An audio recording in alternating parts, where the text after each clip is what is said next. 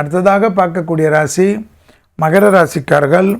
பிள்ளைகள் விஷயத்தில் பூத கண்ணாடி ஆராய்ச்சி வேண்டாம்.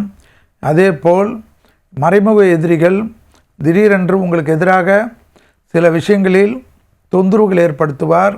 துணை அல்லது துணைவியார் விஷயத்தில் கோபதாபம் இல்லாமல் பார்த்து கொள்ளுங்கள். குடும்பத்தில் அந்யோன்ய குறைபாடு சிலரால் ஏற்படும். எனவே எப்பொழுதும் பெருமாள் தாயார், சிவன், பார்வதி என்று குடும்பத்தினருடன் ஜோடியாக இருக்கக்கூடிய தெய்வ வழிபாடுகள் பெரும் வெற்றிகள் ஏற்படும். முருகன், வள்ளி தெய்வானை கும்பிடலாமா என்று கேட்டாலும் கும்பிடக்கூடிய பிராப்தம்.